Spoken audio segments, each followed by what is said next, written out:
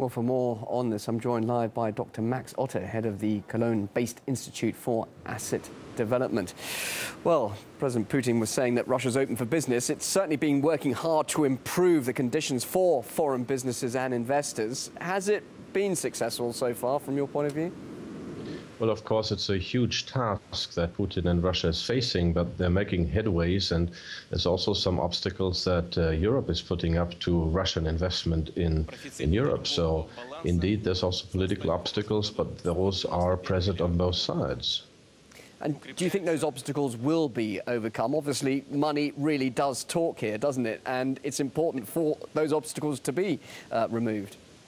Fortunately, it does talk, and fortunately, corporations like Siemens or Porsche or BMW have long-standing histories of engagements in Russia because, of course, the personal relationship between Putin and Merkel is not as fine as with Schröder and Putin. That probably has something to do with Merkel's past. It's a pity because the German-Russian relationship should be really a core relationship in all of Europe, and that should be seen like that on both sides. And it looks a bit like Putin is more the suitor and Merkel is the reluctant bride.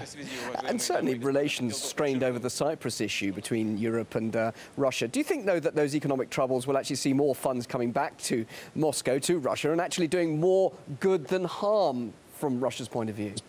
Well, indeed. I mean, of course, the president and also prime minister had to protest because the Cyprus rescue action, which I actually thought was fairly smart, but Russian money actually bore quite some of the burden. So I don't think something like this would have been possible in Jersey or Guernsey or some other places. But indeed, there may be beneficiary secondary effects, as you pointed out, that some of those oases are closed and that some more money is going to stay in Russia, which would be beneficial. And any benefits at all in the way that here we've seen Russia becoming embroiled in the EU's problems? Do you think perhaps we could see Moscow playing an effective role in the future with what's happening in Europe? Well, that's too far ahead, and also with the new initiatives for transatlantic trade union, which is pushed ahead at full speed. That's also, of course, not only integrating the Atlantic area, but also some step to keep Russia out. I mean, the US is playing a fairly aggressive game here, and so it's too early to say Russia is playing a huge role in Europe, but at least we should be open to open the trading relationships and strengthen those ties.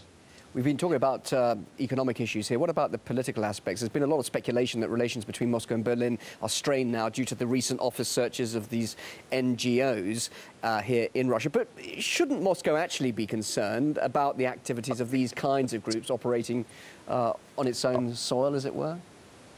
Well, indeed. I mean, it's a tricky issue. Of course, here in Germany, it created an outcry because some of the organizations were searched and so on and so forth. But really, I mean, at question is the area of state sovereignty. As Putin pointed out, there's some of that going on in the US, and it's an open debate. I mean, if foreign institutions are financed by a foreign country, I mean, that's legitimate, but it's also legitimate to kind of put that on a list and say, okay, the state sovereignty reaches until here, and that's the place for civil activities, because we know that, of course, those institutions are political and they do have political objectives. I mean, I'm a scholar of one of those. I'm not in the administration, but I was funded as a student. So, of course, they have political objectives, and, of course, there's some justification in controlling it. Dr. Max Otte, head of the Cologne-based Institute for Asset Development, thank you very much indeed for joining us live here on RT. Good evening.